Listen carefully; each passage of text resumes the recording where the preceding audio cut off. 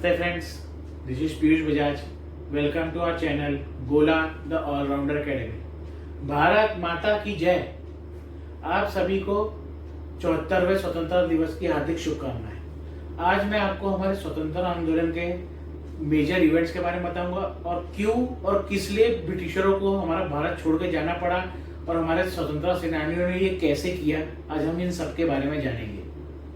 आज ही के दिन 15 अगस्त 1947 को हमने ब्रिटिशरों के 190 वर्ष के क्रूर शासन से आजादी पाई थी। आज का दिन हमारे लिए बहुत महत्वपूर्ण है और आज का दिन हम बहुत हर्षोल्लास से मनाते हैं। आज के दिन हमारे लिए नेशनल हॉलिडे होता है, हर जगह छुट्टी होती है, लाल किले में तिरंगा फहराया जाता है और परेड की जाती है और जश्न मनाया जाता है और समारोह किया जाता है और जगह जगह देश के स्कूल, कॉलेजेस, गवर्नमेंट ऑफिसों में ध्वजारोहण किया जाता है और देशभक्ति के गीत और नारे गाए जाते हैं और इसे बहुत खुशी से मनाया जाता है। और आज हम हमारे वीर जो स्वतंत्रता सेनानी थे, जिन्होंने अपने प्राण न्यौछावर की हमारी स्वतंत्रता के प्राप्त करने के लिए उन्हें श्रद्धांजलि देते हैं और नमन करते हैं। अब हम आते हैं हमारे फ्रीडम स्ट्रगल के मेजर इवेंट्स पर। सबसे पहले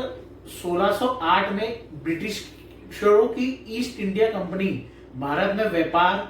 और बिजनेस और ट्रेड को बढ़ावा देने के और सिलसिले में आती है और धीरे धीरे करके ये इंडिया के मेजर पोर्ट्स में, जैसे कि जो सबसे मेजर पोर्ट रहता है कलकत्ता और अन्य प्रांतों में, अपना कारोबार जमाती और अच्छा मजबूत करने लगती है। फिर 1757 में वो अपना कारोबार मजबूत करते हुए बंगाल के नवाब को हराते हुए बैटल ऑफ प्लासी जीत जाती है और फिर साथ ही उसके तुरंत कुछ बाद ही बैटल ऑफ बक्सर को जीतते हुए वो अपनी नींव मजबूत कर लेती है और यहाँ से ब्रिटिश राज्य का शासन शुरू होता है। और ऐसे वही कई जंग करते हुए पूरे इंडिया को वो कैप्चर कर लेते हैं और अपना पूरा वर्चस्व बनाते हैं और हमारे पर राज करना शुरू कर देते हैं। फिर ब्रिटिशरों के निरंतर लूटमारी अत्याचारों से परेशान होकर हमें 1857 में फर्स्ट रिवॉल्ट ऑफ इंडिपेंडेंस देखने को मिला। यहां से हमारे फ्रीडम स्ट्रगल की चिंगारी शुरू होती है और इसी ने से हमें बाद के जो हमारा फ्रीडम स्ट्रगल है उसको मदद मिली। इसमें हमें देखने को मिलता है कि जो ब्रिटिश मूल के जो सिपाही थे ब्रिटिश इंडियन आर्मी में, उन्होंने ब्रिटिशरों के अगेंस्ट बगावत कर दी थी, जिससे इसे सिपाही इम्यूनिटी भी नाम मिला। इसमें मंगल पांडे, तात्या तोपे और श्री रानी लक्ष्मीबाई का भी बहुत रोल था। उन्होंने देश के अलग अलग प्रांतों में ब्रिटिशरों के अगेंस्ट जंग छेड़ी पर उन्हें हार झेलनी पड़ी। पर इससे एक चेंज आया कि जो पहले जो भारत ईस्ट इंडिया कंपनी के राज था, जो कि क्राउन, जो ब्रिटिश क्राउन के अंदर काम करता था, उसे हटाया गया और अब डायरेक्ट ब्रिटिश क्राउन का इन्वॉल्वमेंट हुआ और फर्स्ट गवर्नर जनरल को इंडिया में राज करने के लिए भेजा गया, जो कि ब्रिटिश क्राउन के अंडर काम करते थे और ईस्ट इंडिया कंपनी का नाम हटा दिया गया और हर जगह एम्प्रेस ऑफ इंडिया का नाम यूज होने लगा, जो कि उस समय विक्टोरिया थी। राष्ट्रवाद और देशभक्ति और फ्रीडम को बढ़ावा देने के लिए 1885 में इंडियन नेशनल कांग्रेस का गठन हुआ। इसमें कांग्रेस ब्रिटिशरों के अधीन तो नहीं थी पर उनके साथ थी, पर उनका कहना था कि इंडिया के इन्वॉल्वमेंट के लिए, इंडिया को रन करने के लिए उनको पॉलिटिकल, सोशल, इकोनॉमिक अफेयर्स में इंडियंस का और इंडियन नेशनल कांग्रेस का इन्वॉल्वमेंट होना बहुत जरूरी है। इसलिए उन्होंने इंडियन नेशनल कांग्रेस का गठन किया और कई बार ब्रिटिशरों को क्रिटिसाइज किया, पर वो उतना कारगर साबित नहीं हुआ। पर 1907 में जब लाल बाल पाल का एरा आया इंडियन नेशनल कांग्रेस में, तब हमें मेजर चेंजेस देखने को मिले इंडियन नेशनल कांग्रेस में और फ्रीडम स्ट्रगल के दौरान। लाल बाल पाल का अर्थ यहाँ पे है लाला लाजपत राय, बाल गंगाधर तिलक और बिपिन चंद्र पाल। लाला लाजपत राय जो पंजाब प्रांत के थे, बाल गंगाधर तिलक जो महाराष्ट्र और बिपिन चंद्र पाल जो बंगाल के थे। तो ये एक इंडिया के मेजर स्टेट्स थे जिन्होंने, और इनसे इन लोगों के काम जो था उनसे कई लोग बहुत प्रभावित हुए और हमें फ्रीडम स्ट्रगल में मदद मिली। पर इनका जो रवैया था वो थोड़ा आक्रामक कहलाता, वो एग्रेसिव नेचर का था। और जो बाल गंगाधर तिलक थे, उन्होंने ही सबसे पहले पूर्ण स्वराज की हमें एक परिभाषा दी और उन्होंने कहा कि पूर्ण स्वराज ही हमारा जन्म सिद्ध अधिकार है। तो इससे एक देश में फ्रीडम के लिए एक जागरूकता बढ़ी और इनका जो आक्रामक नेचर था वो जो कांग्रेस के दूसरे मेंबर से जैसे दादा भाई नौरोजी और गोपाल कृष्ण गोखले को पसंद नहीं आता था। वो थोड़े मॉडरेट किस्म के और अहिंसकवादी किस्म के थे और ये थोड़े आक्रामक थे और थोड़ा हिंसावादी इनकी सोच थी, तो जिससे कांग्रेस दो भाग में स्प्लिट हो गई, एक्सट्रीमिस्ट और मॉडरेट्स। एक्सट्रीमिस्ट में बालपाल लाल थे और मॉडरेट में गोपाल कृष्ण गोखले, एनी बेसेंट और दादा भाई नौरोजी जैसे लोग थे। फिर 1919 में ब्रिटिश सरकार ने रावलट एक्ट पास किया जिसमें बिना कारण और बिना वजह ही लोगों को और हमारे लीडरों को जेल में भर दिया जाता था और उन्हें कोर्ट पर भी पेश किया नहीं जाता था। तो इसी के आंदोलन के लिए 13 अप्रैल को 1919 में हजारों की तादाद पर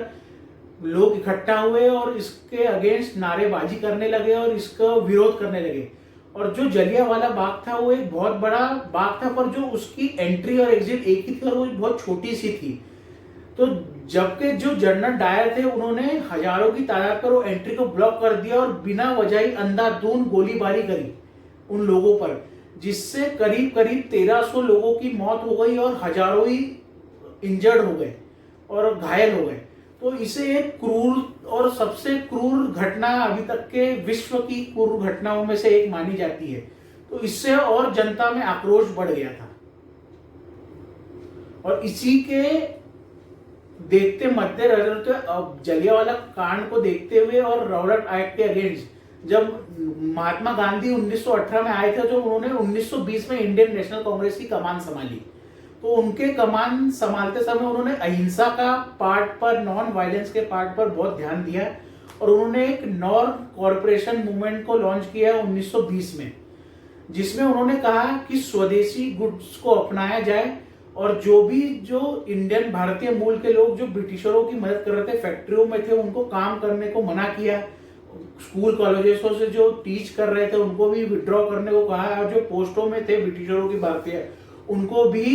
काम करने से मना किया और स्वदेशी आइटमों को बनाने के लिए और खादी बनाने के लिए प्रोत्साहित किया। तो इससे 1920 में एक उत्साह की लहर उठी देशभक्ति की लोगों में और लोगों को इकट्ठा होना ज्यादा हुआ। गांधी जी के इस कमान संभालने से और एक्ट होने से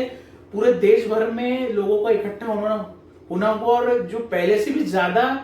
देशभक्ति के लिए फ्रीडम स्ट्रगल जो कि बहुत नॉन वायलेंट सेंस से हमको देखने मिली।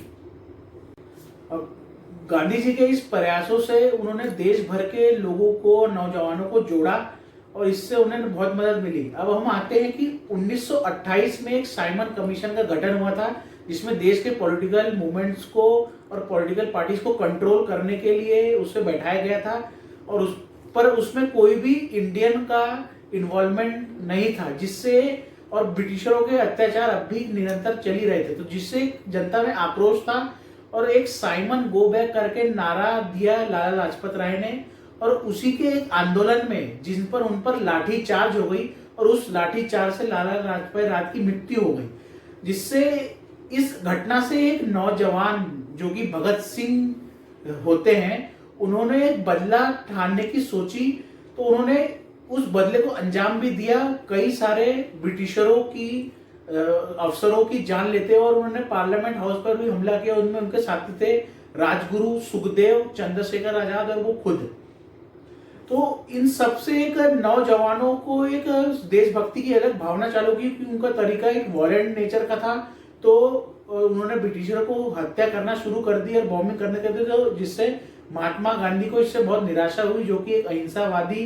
व्यक्ति थे और उन्होंने अपना दुख जताया और भगत सिंह को समझाया भी कि वो इस प्रकार का कार्य ना करें। और भगत सिंह एक अपने लेवल पे पहुंच चुके थे, उन्होंने कई जेल जाने के बाद में उन्होंने हंगर स्ट्राइक करते हुए लोगों को देशभक्ति के बारे में बताया और उनके जो निरंतर अफसरों को मारने और पार्लियामेंट में बॉम्बिंग करने से उन्हें 1930 में फांसी की सजा सुना दी गई और उसके बाद से भगत सिंह को शहीद आजम की उपाधि दे दी गई और नौजवानों ने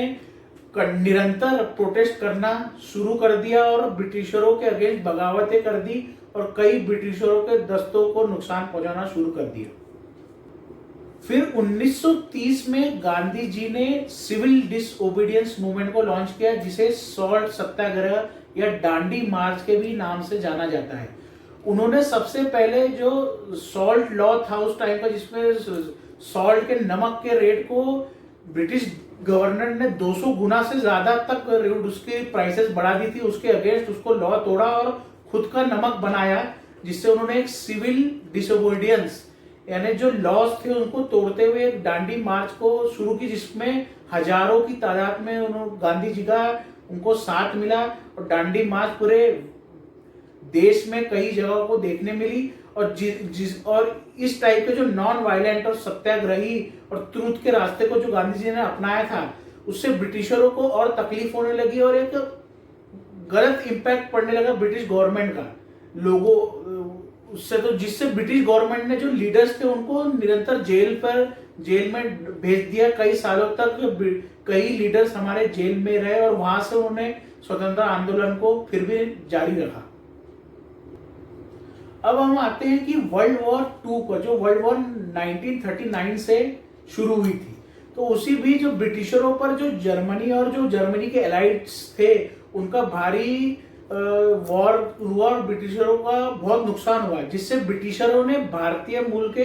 करीब 2,50,000 सैनिकों को बिना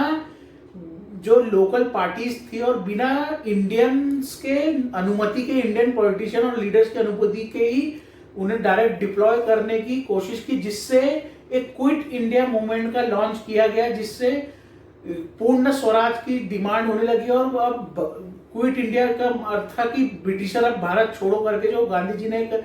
मूवमेंट चालू किया, जिसे बहुत बढ़ावा मिला। उसमें मुस्लिम लीग और सब लीगों ने उसमें साथ दिया और क्विट इंडिया मूवमेंट के अगेंस्ट एक रैली चली और इसी बीच सुभाष चंद्र बोस ने अपनी आजाद हिंद फौज का निर्माण किया, जो कि ब्रिटिशरों के अगेंस्ट थी। जर्मन्स और जापानीज की मदद से उन्होंने खुद की ही फौज, जो इंडियंस जो ब्रिटिश फोर्स में थे उनको अपने तरफ करते हुए उन्हें कम से कम एक 50 से 60 हजार सैनिकों की अपनी आजाद हिंद फौज को जोड़ा, जिससे ब्रिटिशरों के घुटने टेक गए, क्योंकि उनका वर्ल्ड वॉर 2 से पहले ही बहुत भारी नुकसान हो चुका था और इधर क्विट इंडिया मूवमेंट अपने चरम पर था और लोगों का निरंतर सत्याग्रह और प्रोटेस्ट करना और फिर ब्रिटिशर आर्मी पर्सनल कमजोर होना और सुभाष चंद्र बोस का जो आर्मी 50,000 से ज्यादा की आर्मी बनाना, इससे ब्रिटिश गवर्नमेंट हिल गई चुकी थी, क्योंकि ब्रिटिश की जो बची हुई सेना थी वो थक चुकी थी, उनके पास उतना मैन पावर नहीं था कि वो अपने भारत देश को कंट्रोल कर सके। और जो वर्ल्ड वॉर 2 था उनसे वो पहले ही बहुत नष्ट और नुकसान खा चुके थे और उनका इंग्लैंड में बैठे हुए, यूनाइटेड किंगडम में बैठे हुए भारत को चलाना बहुत नामुमकिन सा होने लगा। तो इन सब चीजों के कारण यानी गांधी जी की इधर quit India movement, Subhash Chandra Bose के उधर 50,000 से ज्यादा के सैनिक को लेना और बगावत करना ब्रिटिश कंपनी के अगेंस्ट, और ब्रिटिश कंपनी का नुकसान पहले ही जो वर्ल्ड वॉर 2 के कारण होने से एक ब्रिटिश जो एम्पायर था वो टूट गया और जिससे उन्होंने 1945 में एक एक्ट पास करने की घोषणा करी कि इंडियन इंडिपेंडेंस एक्ट को, जिसको गवर्नमेंट ऑफ इंडिया एक्ट 1935 से जोड़ा जाएगा, उसकी बात करी। पर फिर भी और उन्होंने कहा कि आप इंडियन प्रोविंस को हम इंडिपेंडेंस और डोमिनियन स्टेटस देंगे, पर इसको प्रोसेस को होते होते फिर लॉर्ड माउंटबेटन को इंडिया भेजा गया और फिर 1947 में एक इंडियन इंडिपेंडेंस एक्ट पास किया गया और जिसको लागू किया गया कि 15 अगस्त 1945 को लागू कर दिया गया, जिससे हमें आजादी मिली। तो उस एक्ट के अंतर्गत क्या हमारे देश को 2 भागों में विभाजित कर दिया गया था, इंडिया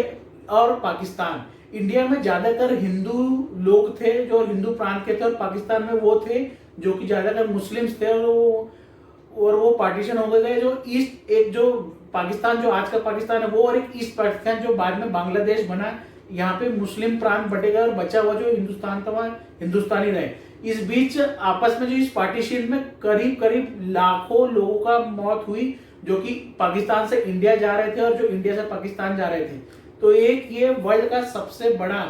माइग्रेशन, फोर्सफुल माइग्रेशन कहा गया और इसमें लाखों लोगों ने अपनी जान गंवाई।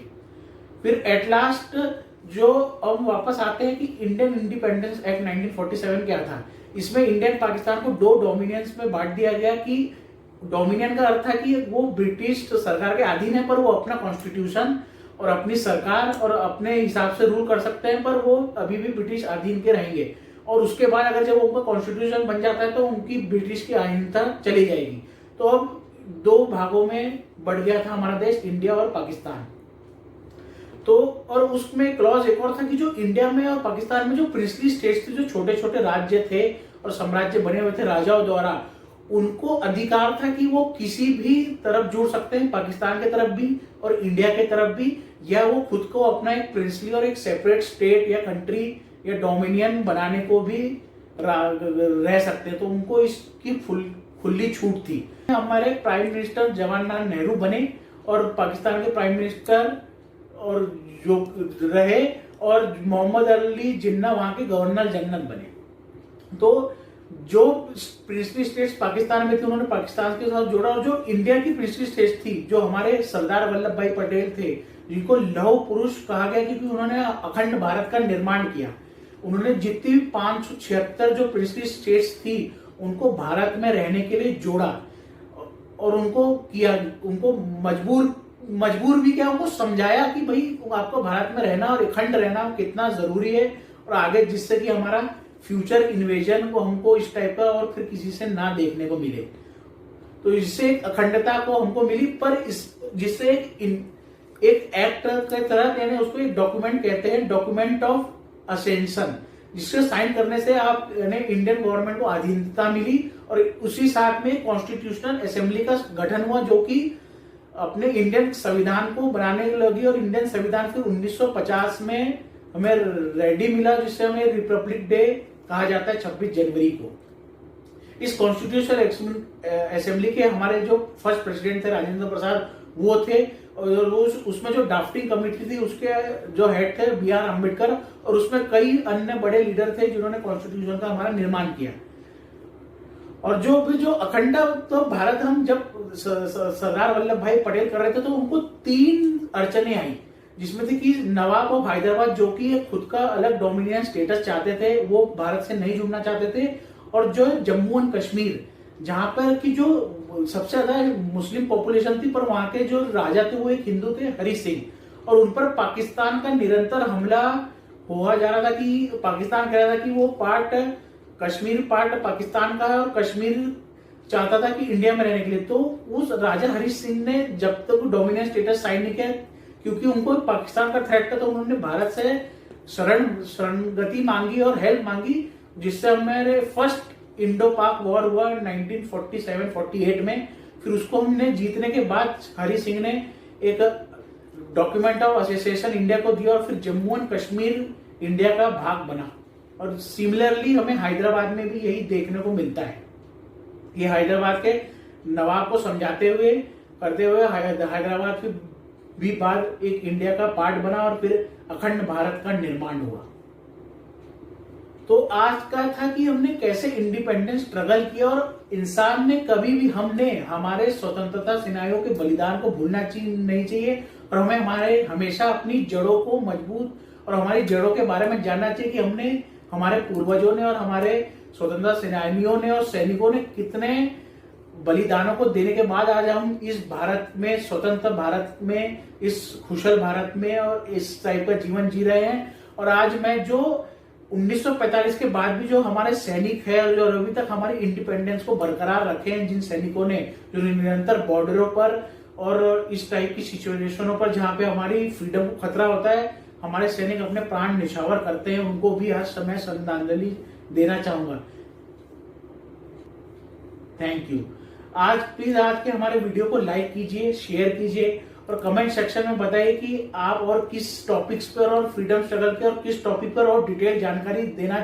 पसंद करना चाहेंगे, हमारे से लेना चाहेंगे। हम आपको इंडिविजुअल स्पेसिफिक एक इवेंट पर भी हम आपको डिटेल जानकारी देंगे।